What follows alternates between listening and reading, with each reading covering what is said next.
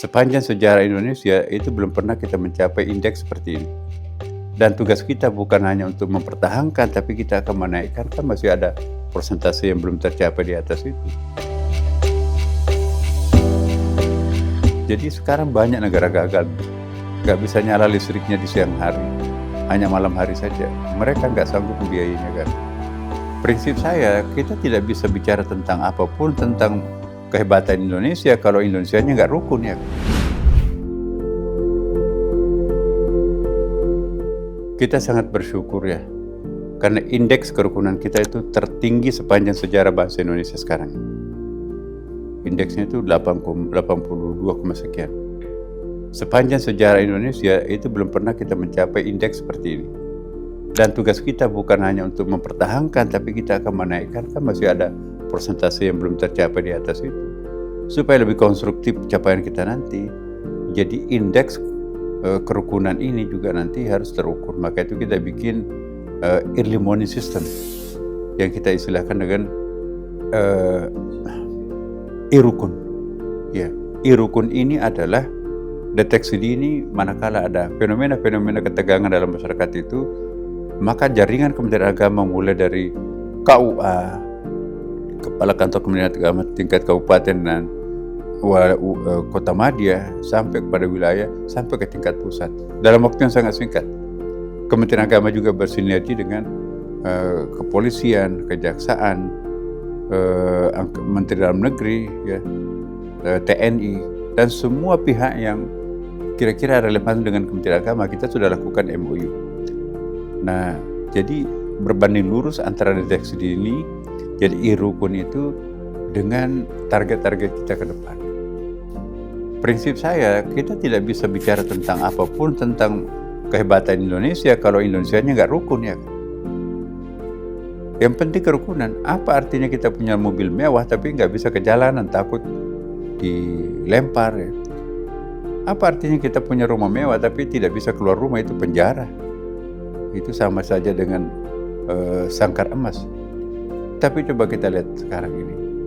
Indonesia itu Masya Allah, walaupun kita negara yang paling plural di muka bumi ini, di kolom langit ini, tetapi negara juga yang paling, Indonesia juga yang paling rukun. Ini bukan takabur ya, bukan sombong, tapi carikan pembanding Indonesia. Tidak ada suatu negara di Indonesia ini yang seplural Indonesia. Lebih dari 15.000 pulau. Ya, berapa etniknya, berapa agamanya, berapa orang kulitnya, begitu luasnya, tetapi kita bisa menyumbangkan kedamaian dunia. Dan gayung bersambut pun juga kita sekarang ini memiliki presiden yang luar biasa.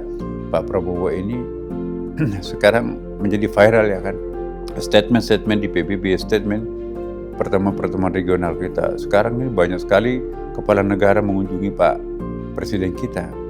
Ya, ini hampir setiap minggu kepala negara dari ngantri masuk ke Indonesia untuk ketemu dengan Bapak Presiden kita.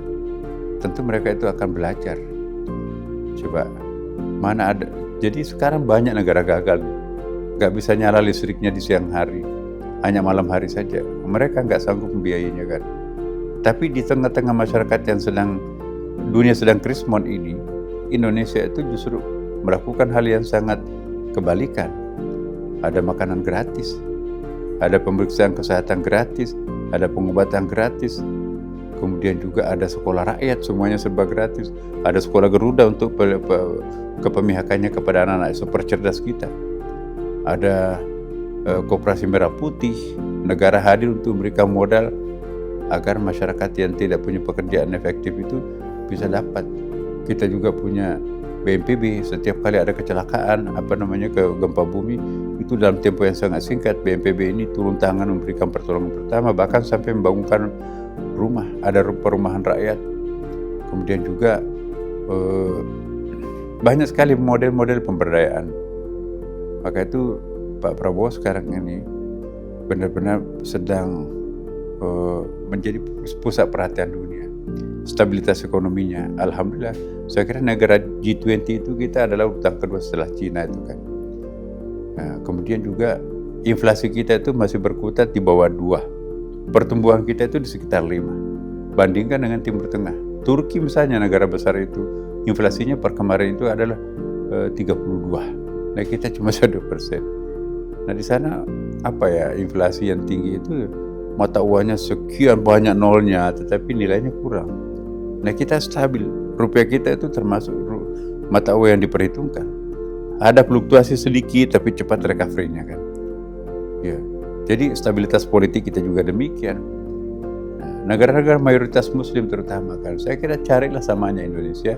Maka itu saya minta kepada kita semuanya warga masyarakat bangsa Indonesia, mari kita mensyukuri nikmat Allah. Kita sangat bersyukur karena punya bangsa seperti Indonesia, tapi kita jangan mabuk, jangan juga over confident ya. Karena jika Tuhan menghendaki kan bisa kita dilakukan, bisa saja Tuhan menghendaki sesuatu yang berkebalikan juga. Mari kita syukuri, kata kunci yang sangat penting. Syukuri apa yang ada dan bersabar terhadap cobaan. Dua sayap kehidupan kita, syukuri kenikmatan, bersabar terhadap penderitaan, maka insya Allah kita akan jalan naik langit. Terima kasih. Assalamualaikum warahmatullahi wabarakatuh.